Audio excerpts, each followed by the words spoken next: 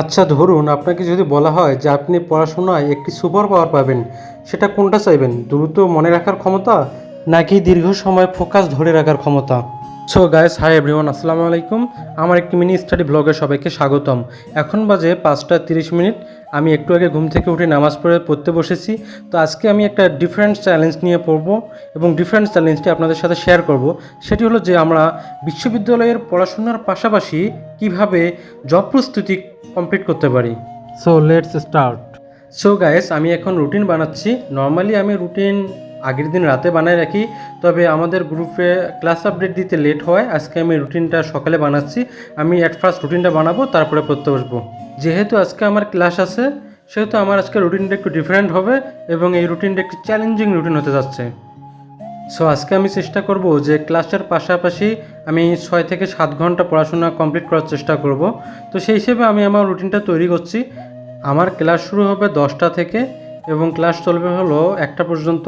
So আমি চেষ্টা করব যে 5টা 30-40 থেকে 9টা পর্যন্ত টানা পড়াশোনা করার, এবং আমি ক্লাস থেকে এসে খাওয়া দাওয়া করে গোসল করে আবার চেষ্টা করব 3টা থেকে 6টা পর্যন্ত পড়ার, এবং রাতে যতটুকু পড়া যায় আমি চেষ্টা করব যে 7-8 ঘন্টা পড়াশোনা করার, এবং আমি যে রুটিনটা বানাবো সেটা কমপ্লিট করার চেষ্টা করব। আর হ্যাঁ, একটা বিষয় বলতে হচ্ছে, সেটা হলো যে আমার রুটিনের একটা বিশেষত্ব হলো যে এখানে রিভিশন থাকবে। অর্থাৎ আমি যে রুটিন বানাই সেখানে বিগত কোনো না কোনো টপিক আমি রিভিশন দিই, কারণ রিভিশন ছাড়া আসলে বিগত যে টপিকগুলো পড়ি সেগুলো মনে থাকতে চায় না। সো আমি চেষ্টা করি যে আমার রুটিনে রিভিশন রাখতেই।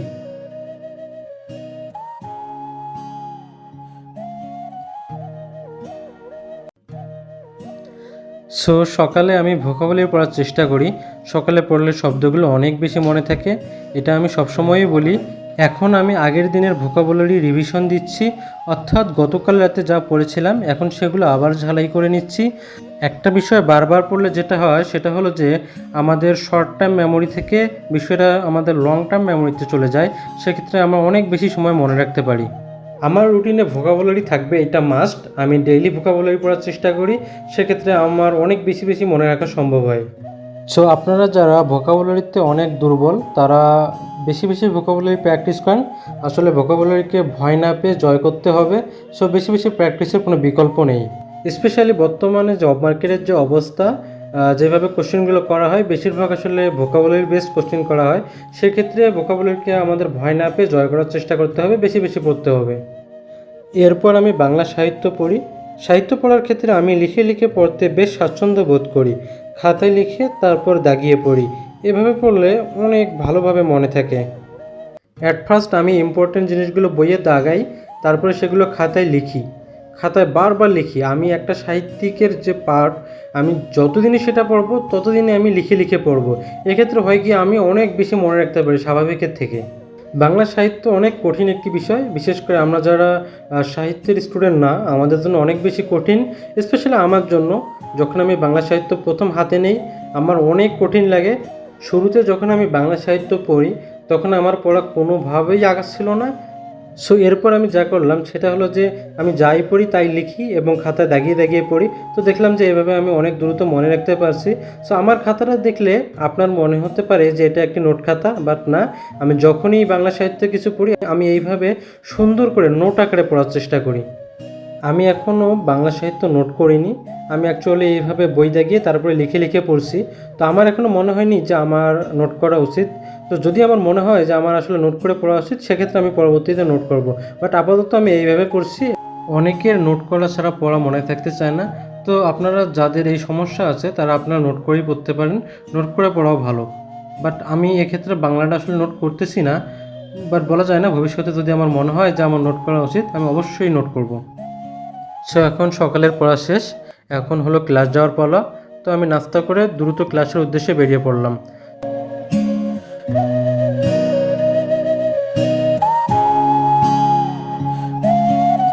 সো দেখতে পাচ্ছেন এটা হলো আমাদের বিশ্ববিদ্যালয়ের পলা ফ্যাকাল্টি। আমাদের কিছুদিন আগে এই ফ্যাকাল্টিতে আমরা ট্রান্সফার হয়েছি আর কি। আমাদের এইদিকে আরেকটি ফ্যাকাল্টি ছিল, ওইটা পুরান ভবন, ওইখানে ক্লাস হচ্ছিল। বাট আমাদের নতুন ভবন উদ্বোধন হয়, এখন আমরা এখানে ক্লাস করছি। সো এটা অনেক সুন্দর একটি ভবন। সো গাইস, এটি অনেক সুন্দর একটি ভবন। এখানে অনেক আলো বাতাস পাওয়া যায় এবং এর পাশে রয়েছে পাহাড়। সো অনেক দৃষ্টিনন্দন প্রাকৃতিক সৌন্দর্য বলা যায়। This is our classroom.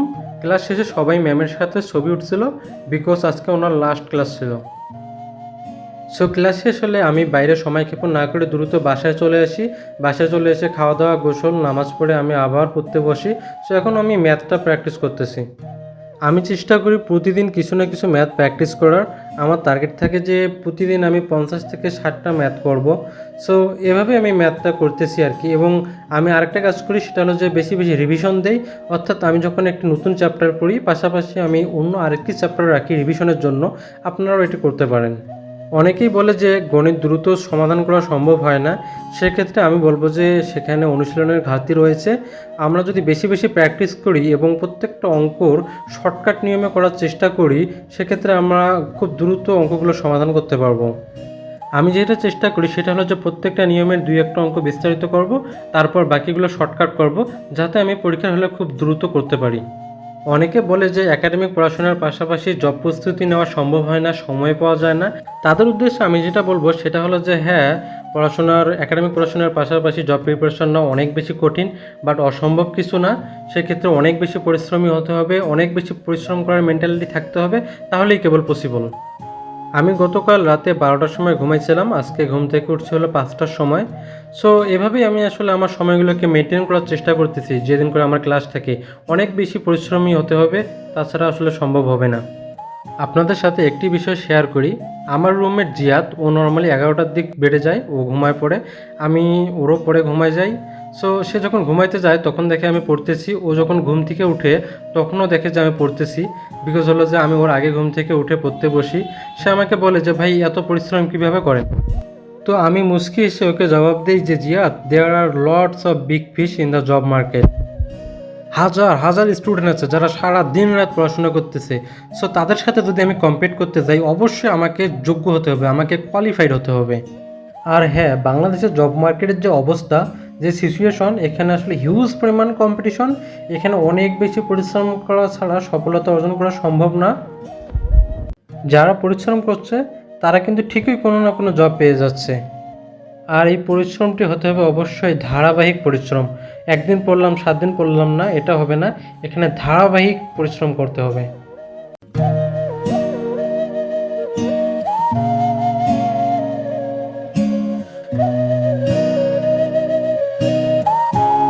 So এখন আমি ইংলিশের অ্যাপ্রোপ্রিয়েট প্রিপোজিশন নোট করতেছি।